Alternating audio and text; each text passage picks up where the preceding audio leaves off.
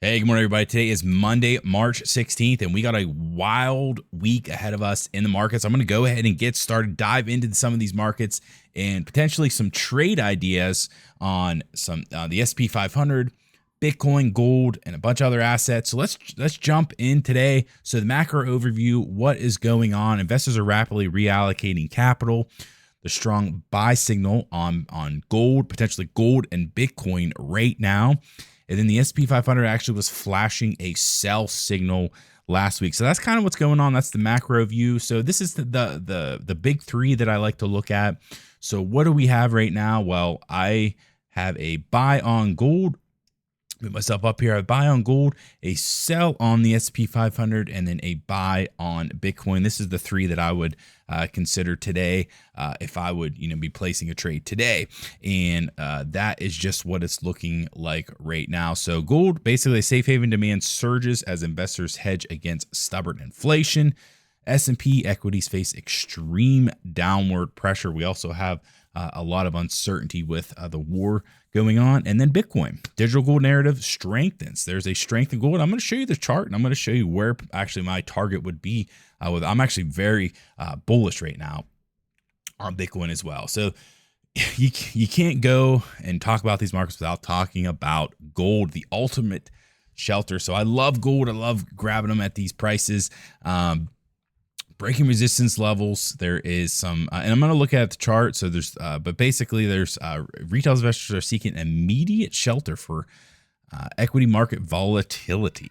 And the SP 500. So there's some headwinds. There's a lot of potential downside environment right now, just with some of this uncertainty. There's debt, there's profit market. There's a lot of stuff happening, price hikes, and so I'm going to go into that with the chart. But we're going to look at the 30-day momentum indicator right now.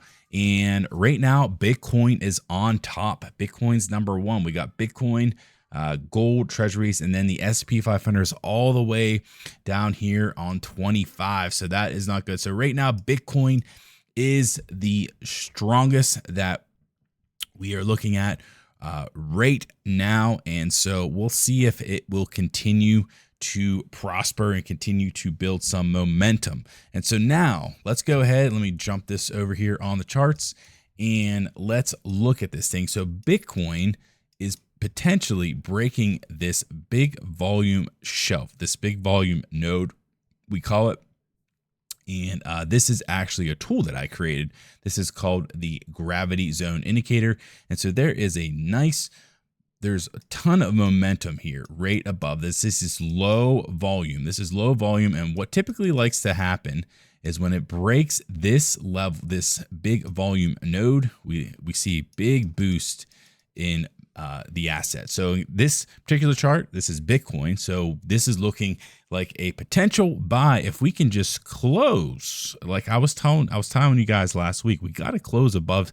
We can't just be wicking the whole time, because these wicks do signify that there is, it can't break some of these levels. So this is going to have to break 73 here. We're going to have a nice strong confirmation candle. Now, however, look at these 1, 2, 3, 4, 5, 6, 7, 8 green candles in it. Well, as of right now, Bitcoin could pull back, so we'll keep watching that. But as of right now, this is 8 in a row for Bitcoin. That is very strong. That is a good sign. That's a good sign for Bitcoin. That's why the momentum is so high on that. So let's go ahead and jump over to gold and see where we are at with gold.